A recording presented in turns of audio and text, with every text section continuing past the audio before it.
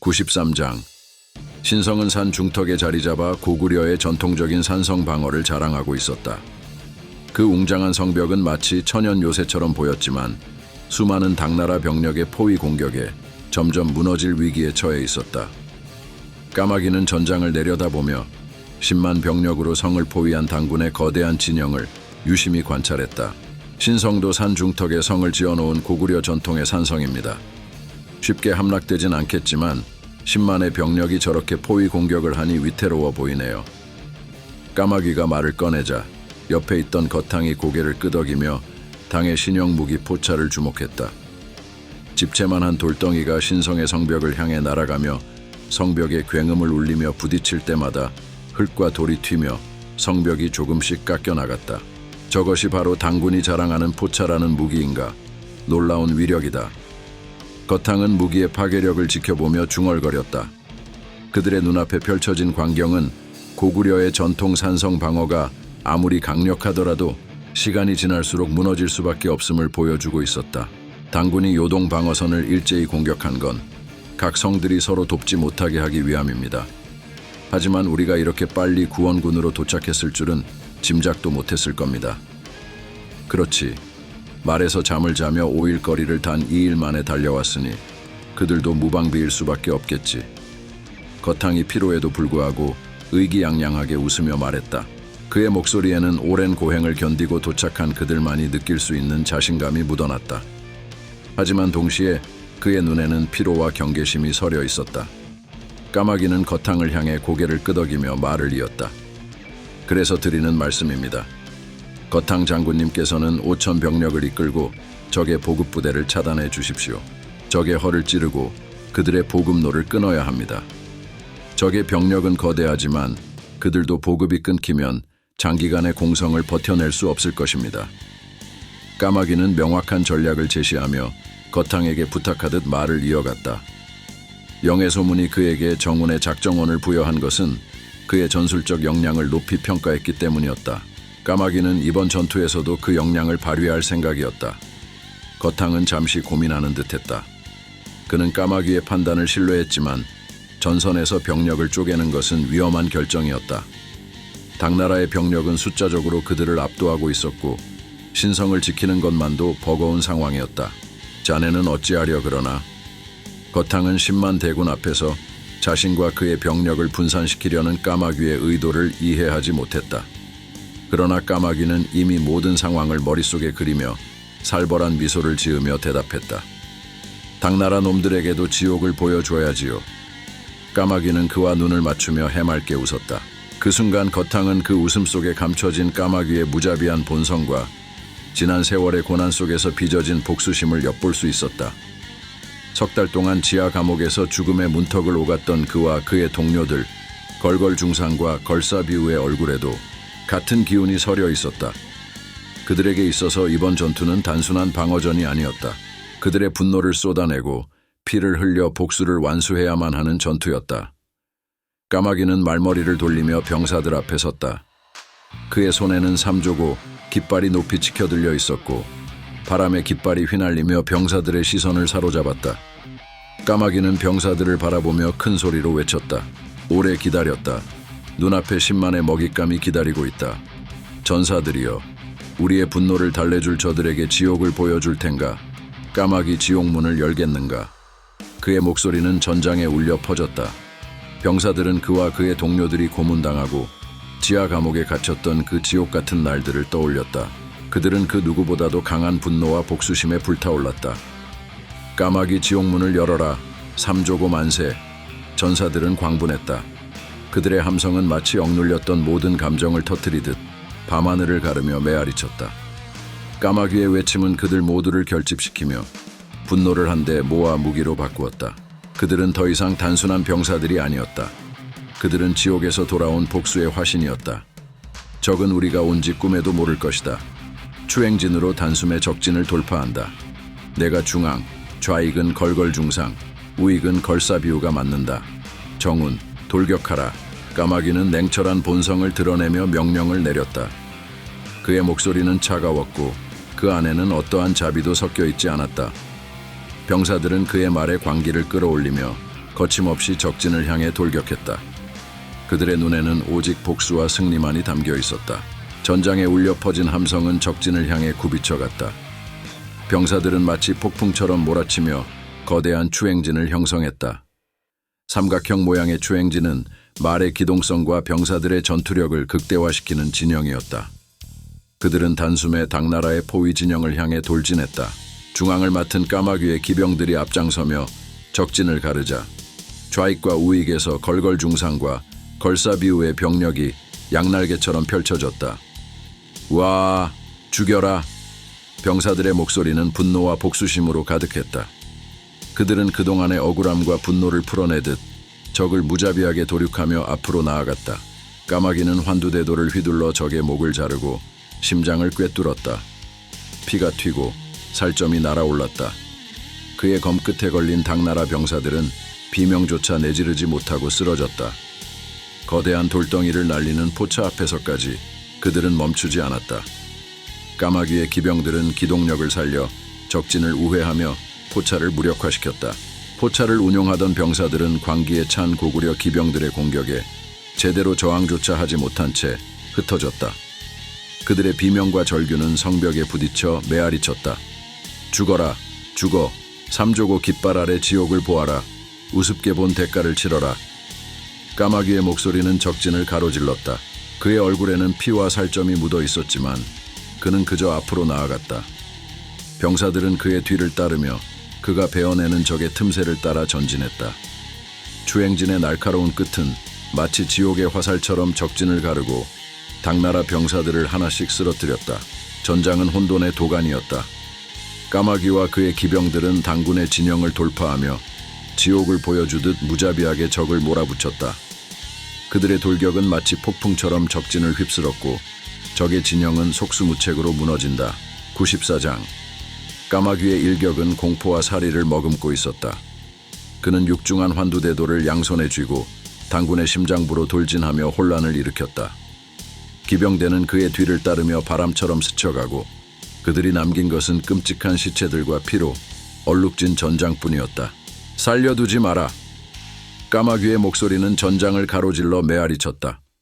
그의 명령이 울려 퍼질 때마다 고구려 기병들은 적진을 향해 내달리며 비명을 지르는 당병들의 목을 베어냈다.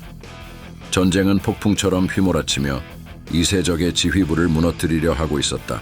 걸걸중상과 걸사비우도 그와 함께 있었다. 걸걸중상은 말을 타고 싸우며 적의 방패대를 돌파했고 걸사비우는 자신이 원했던 복수의 기회에 몰입한 채 한 명 한 명씩 적의 목숨을 앗아갔다. 그들의 눈빛은 광기로 번뜩였고 웃음소리는 점점 더 커져만 갔다. 공포에 휩싸인 당병들은 마치 지옥의 악마들이 덮친 것처럼 절망의 소리를 내질렀다. 이세적과 이도종은 상황의 심각성을 깨달았다. 그들은 혼비백산하여 후방으로 퇴각 명령을 내렸지만 이미 늦은 상태였다. 누더기처럼 보이던 고구려군의 돌격은 그 누구도 상상하지 못한 속도로 진행되고 있었다. 이세적은 절망 속에서 외쳤다. 방패부대로 길을 막아라. 당장 적을 저지하지 않으면 우리 모두 죽는다. 하지만 당군은 제어를 잃었고 지휘관의 명령조차 따르지 못했다. 밀려드는 고구려군의 광기 앞에서 도망칠 길을 찾을 뿐이었다. 까마귀는 이세적과 이도종이 혼란 속에서 탈출하려는 모습을 지켜보았다. 그들은 사방으로 흩어져 달아나려 했지만 어느새 걸걸중상이 길을 막아섰다. 걸사비우는 이미 탈출구를 완전히 봉쇄해버렸다. 너희들이 느끼는 공포 배로 되돌려 주마. 까마귀는 무자비하게 검을 휘둘렀다. 그가 보는 것은 더 이상 병사들이 아니었다. 그에게 있어서 그들은 그저 목을 잘라내야 할 존재일 뿐이었다. 복수의 감각이 그의 몸을 타고 올라왔다. 으하하하, 이제야 맛보는구나. 너희들의 공포와 죽음. 그는 적의 목을 벤 검에서 흘러내리는 피를 보며 웃었다. 그의 광기는 전장에 널리 퍼져나갔다. 당군은 완전히 무너졌다. 형님, 이세적과 이도종이 도망가고 있습니다. 잡아올까요? 걸걸중상이 숨을 몰아쉬며 말했다. 아니, 놔둬라. 이제 시작일 뿐이다. 까마귀는 숨을 가다듬으며 전장의 참상을 바라보았다. 붉게 물든 땅과 쓰러진 병사들, 그리고 지옥 같은 전장 한복판에 선 자신을 느끼며 다시 한번 내뱉었다. 이제부터 진짜 전투다. 이곳에서 피를 흘리며 싸워라. 이 땅이 적들의 피로 물들도록 그들의 숨통이 끊어질 때까지. 당군은 더 이상 전진할 힘을 잃고 후퇴하기 시작했다. 까마귀는 고개를 돌려 자신을 따르는 전사들을 보았다. 그들의 눈은 열기로 번뜩이고 있었고 그 어떤 두려움도 찾아볼 수 없었다. 모두 따라와라. 오늘 이곳을 지옥으로 만들어주겠다. 그의 외침에 전사들은 거친 함성을 질렀다. 지옥을 보여줘라. 삼조고를 꽂아라. 우와와와와. 그들의 목소리는 더 이상 병사들의 함성이 아니었다. 그것은 전장을 삼켜버릴 악마의 외침이었다. 그리고 까마귀는 신성으로 징역하는 고구려군의 선봉에 서서 다시 칼을 들었다. 그의 눈앞에 펼쳐진 적의 방어진. 이제 그곳이 까마귀의 지옥이 될 것이다. 95장. 거탕 장군이 돌아오자 까마귀는 반갑게 맞았다. 거탕의 얼굴은 먼지와 피로 얼룩져 있었지만 그의 입계는 승리의 미소가 번져 있었다. 그는 웃음을 참지 못하며 큰 목소리로 외쳤다. 설마 날 걱정했는가? 하하하. 적의 보급부대는 싹 다 불태워버리고 놈들이 퇴각하는 길목에서 수천 명을 후려쳤지. 정신 나간 놈들처럼 뒤도 못 돌아보고 도망가느라 바쁘더군. 늦어서 미안하네. 하하하. 까마귀는 거탕을 보며 빙긋이 미소 지었다. 거탕은 그에게 언제나 믿음직한 장수였다. 단 하나의 임무를 맡기면 반드시 그 이상을 해내는 인물이었다. 역시 거탕 장군이십니다. 고생하셨습니다. 까마귀는 거탕의 어깨를 힘껏 두드렸다. 당군은 50리나 퇴각해 진을 재정비하고 있다 하오. 놈들의 사기가 땅에 떨어진 게지. 걸사비우도 즐거운 표정으로 거들었다.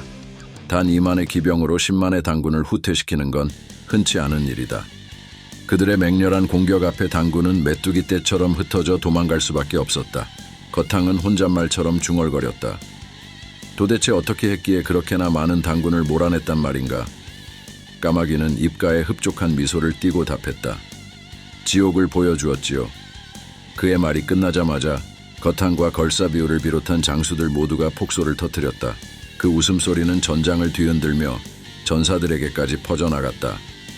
웃음은 전염병처럼 번졌고 모두의 얼굴에는 승리의 기쁨이 가득 찼다.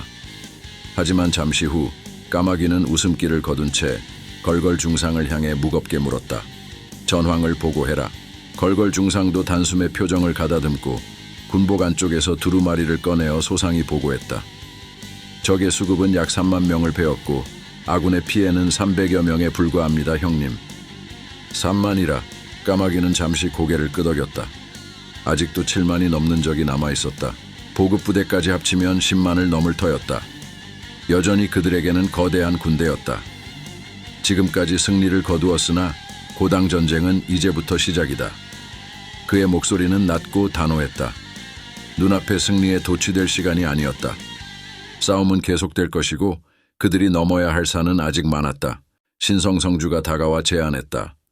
여기서 이러지 마시고 성으로 들어가 편히 휴식을 취하시지요. 그러나 까마귀는 고개를 가로저으며 정중히 사양했다. 감사한 말씀이지만 저희 군은 적진 근방에서 수경을 하겠습니다. 성주께서는 부대들을 수습하여 성을 굳건히 지켜주십시오. 신성성주는 까마귀를 깊은 눈으로 바라보았다. 그에게서는 강철 같은 결의가 뿜어져 나왔다. 얼마 전까지만 해도 역적으로 몰려 옥살이를 하던 자들이었다. 제대로 된 철갑도 걸치지 않은 그들이 전장에 서서 적들과 피를 흘리며 싸우고 있었다. 가죽옷을 걸친 채 꾀재재한 모습으로 전장을 헤치고 다니는 그들에게서 신성성주는 진정한 무인의 혼을 느낄 수 있었다. 허허, 대단합니다. 그럼 저희는 회군하겠습니다. 무훈을 빌겠습니다. 신성성주는 고개를 숙이며 말했다. 그의 목소리에는 깊은 존경심이 배어 있었다.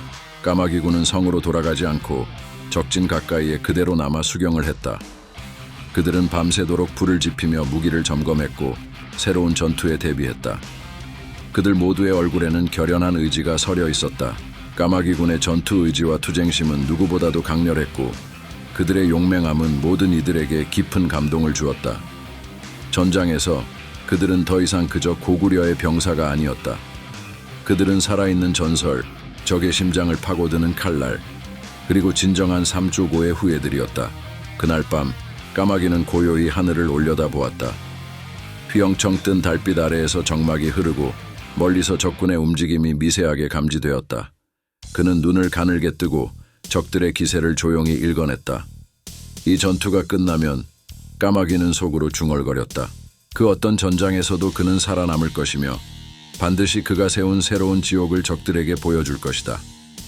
전장에 울부짖는 피의 목소리를 듣게 해주마. 96장. 신성에서 퇴각한 이세적과 이도종은 다시 진영을 정비하고 한숨을 돌리려 했지만 그들의 표정은 어둡기만 했다. 그들은 수천의 병사들이 혼란 속에서 목숨을 잃고 수만의 병력이 고구려군에 의해 흩어졌다는 사실에 크게 낙담하고 있었다. 군막 안에는 무거운 정적만이 감돌았고 장수들 사이에는 아무도 쉽게 말을 꺼내지 못했다. 이세적은 차잔을 내려놓고 지그시 눈을 감았다. 아무리 고구려의 군사들이 날래다 해도 당군이 이렇게 쉽게 당할 줄은 꿈에도 몰랐다. 그는 천천히 부관을 향해 시선을 옮기며 물었다. 군량은 왜 벌써 떨어진 건가? 한 달치 군량을 준비해두지 않았나? 부관은 고개를 푹 숙인 채 떨리는 목소리로 대답했다. 고구려군이 보급부대를 기습해 모든 군량을 빼앗고 불태워버렸습니다, 대총관님. 이도종의 얼굴이 새빨개졌다. 그는 주먹을 꽉 쥔 채 책상을 내리쳤다. 멍청한 놈. 그럼 본진에서 군량을 다시 받아오도록 해야 하지 않겠느냐? 부관은 당황한 표정으로 고개를 저으며 조용히 답했다. 그것이 고구려군이 지금 저희 진영 근처에서 수경 중이라 보급부대가 접근할 수 있는 틈이 없습니다. 보급부대가 접근하면 그들에 의해 전부 습격당할 것입니다. 이도종의 얼굴이 일그러졌다.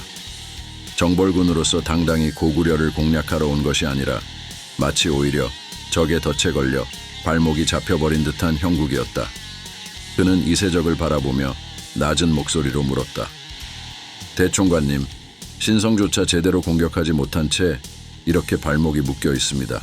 어떻게 하시겠습니까? 이세적은 손가락으로 관자놀이를 문지르며 조용히 말했다. 황제께서는 어디에 계시는가? 이제 곧 요동성에 도착하신다는 전가를 받았습니다. 그러나 그는 잠시 말을 멈추었다가 조심스럽게 덧붙였다. 군량이 없어 탈영병이 속출하고 있습니다. 장수들의 얼굴에는 깊은 불안감이 서렸다. 탈영병이 늘어나고 있다는 소식은 군의 사기가 이미 바닥에 닿아 있음을 의미했다. 군대가 무너지기 시작할 때 그것은 군량이나 병력의 문제만이 아니라 병사들의 정신적인 붕괴를 뜻하는 것이었다. 이세적은 굳은 얼굴로 입술을 깨물며 중얼거렸다. 선발대인 우리가 북쪽 신성을 함락시키고 본진과 합류하라는 황제의 명을 받았건만 전황은 점점 악화되고 있구나. 침묵 속에서 이도종이 나직한 목소리로 차선책을 제안했다. 신성은 천하의 요새로 점령이 쉽지 않으니 병력을 나누어 신성과 그와 잇몸 관계인 계모성을 동시에 공략하는 것이 어떻겠습니까? 계모성을 점령한다면 신성의 보급로를 차단할 수 있을 것입니다. 그의 제안은 위험을 무릅쓴 선택이었지만 더 이상 다른 대안도 없었다. 이도종은 정면 돌파로는 까마귀군을 뚫을 자신이 없었기에 어쩔 수 없이 이 전략을 제시한 것이다. 이세적은 잠시 생각에 잠긴 후 무겁게 고개를 끄덕였다. 좋은 생각이오. 병력을 나누어 계모성을 공략하고 신성을 지속적으로 압박하여 적의 숨통을 조이도록 하시오. 그의 말이 끝나자 장수들은 일제히 고개를 숙였다. 그러나 그들의 눈빛은 여전히 불안과 근심으로 가득 차 있었다. 신성과 계모성을 동시에 공략한다는 것은 적의 본진을 두고 전선이 두 개로 갈라지는 위험천만한 전략이었기 때문이다. 그러나 그들은 알았다. 지금은 이외에 방법이 없다는 것을. 병사들이 더는 탈영하지 않도록 관리 감독을 철저히 하도록 하라. 사기를 북돋우고 보급로를 확보하기 위해 최선을 다하라. 모든 장수들은 명심하라. 이것이 우리에게 주어진 마지막 기회다. 이번 작전이 실패하면 우리 모두 황제의 눈앞에서 죽음을 면치 못할 것이다. 이세적의 경고에 장수들은 긴장한 표정으로 무겁게 고개를 끄덕였다. 군막 밖에서는 피로에 지친 병사들이 맥없이 거적을 깔고 누워 있었다. 한쪽에서는 군마들이 피로에 지쳐 고개를 떨구고 있었고 군막 안의 지도 위에 올려진 말들은 그들의 다음 행보를 기다리고 있었다. 그날 밤 이세적과 이도종의 진영에는 아무도 잠들지 못했다. 병사들은 낮은 목소리로 대화하며 내일의 전투에 대해 속삭였고 장수들은 조용히 병력 배치를 검토하며 이도종의 제안을 따를 준비를 하고 있었다. 그리고 멀리서 까마귀의 병사들은 그런 당군의 움직임을 조용히 지켜보고 있었다. 그들은 이미 다음 전투를 준비하며 더욱 단단히 무장을 갖추고 말들을 재정비하고 있었다. 그날 밤 신성의 하늘은 구름이 잔뜩 끼어 있었고 전장의 공기는 서늘하고 날카로웠다. 모든 것은 폭풍전야의 정막 속에서 피비린내 가득한 아침을 기다리고 있었다. 대인, 구독과 좋아요 부탁드리겠습니다. 쏘인, 목숨을 바치겠습니다.